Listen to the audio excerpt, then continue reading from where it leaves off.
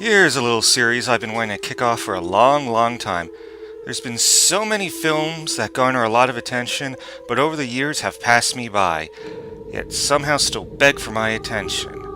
For this first one, I could go on about a whole slew of films, considering this is all about horror, a genre I never got into growing up. But last year, one film finally clued me into what I've missed out on: A Quiet Place. All the rave reviews, hearing about how smart the film was, my interest was piqued enough to go see it, and easily the best film of 2018. I'm no cinemaphile, but I can tell a true movie masterpiece when I see it. Next was early in 2019, when Halloween 2018 was fixing to hit store shelves. I caught the original on sale on digital.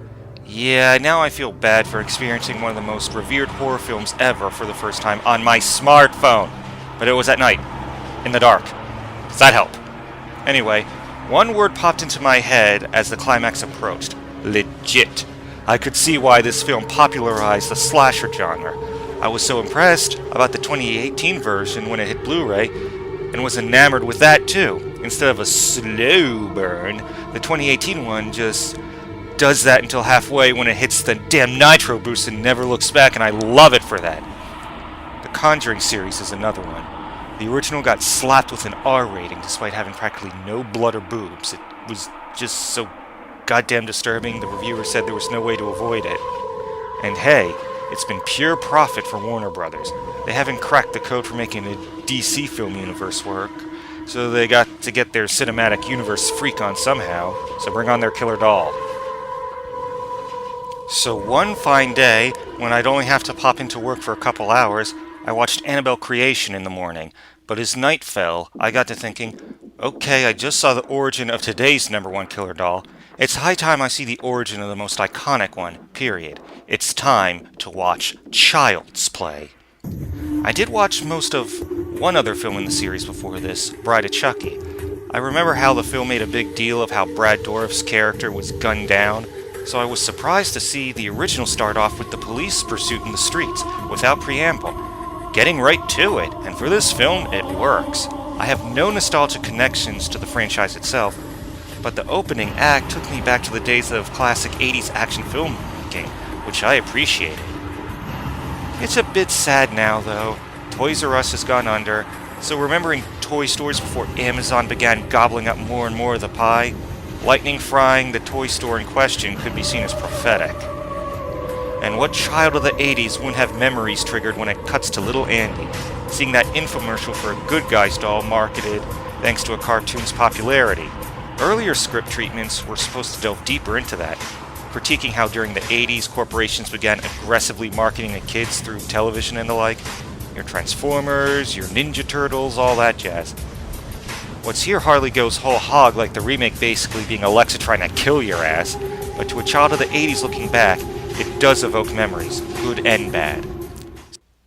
Speaking of memories, when I saw bits of the Child's Play films and commercials and such as a kid, and then hearing others talk about them, it gave me the impression that they were super bloody, violent films that'll scar your psyche. The antics in Bride of Chucky didn't disabuse me of that notion, despite knowing it was more of a comedy. So as I sat back and watched the original, I was surprised how very little gore there actually was. The film relies more on suspense and the terror of what you don't see or understand, holding off the reveal of Charlie Lee Ray possessing the doll as long as possible. I was talking about being an 80s child a lot before, but there's no divorcing that from how I viewed this film. Not only due to using marketing to children as a backdrop, but how a lot of stuff in here reminded me of other iconic stuff from the 80s. The effects for when Chucky is calling upon his voodoo knowledge and the skies grow stormy felt like a nod to similar scenes in the original Ghostbusters. And the sheer amount of punishment Chucky can take, including still ticking after being set on fire, felt like a send-up to Terminator. I mean, the scene with Karen not quite hitting her mark since she's not experienced with the gun, and Chucky still coming despite all the parts getting blown off. Just like with the Terminator, you're flabbergasted by how much abuse this little fuckstick can take. This didn't veer into straight-up comedy like parts of later films, yet the original Child's Play still had an atmosphere of fun. At least that was the impression I got. One scene that highlights how the film can be simultaneously ridiculous and horrific was the car scene.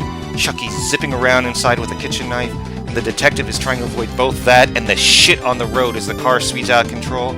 It's absurd, yet the movie knows what it's shooting for and makes it work. Classic over-the-top 80s action, my friend.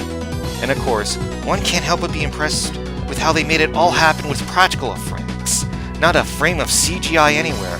Respect must be given regarding how the film had a budget of only $9 million, yet pulled it all off convincingly. It's not all fun and games, though. I mean, these days you always hear about how shitty Chicago is. Well, going by this film, it was pretty fucked up back then, too. I mean, that part with Andy getting on trains, just waltzing around and no adults stop and ask him what's going on. Seriously? And the psych ward they put Andy in later? Motherfucking Buddha in a Buick. I've seen hospitals in Silent Hill games more Jaco compliant than this shithole. Also, there is a bit of 80s cheese to a lot of the acting. It's just a little bit goofy and off, and can take me out of the moment sometimes.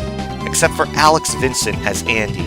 The usual problems one would have with child actors work as a plus here, as he's the super pure good foil to Chucky's antics.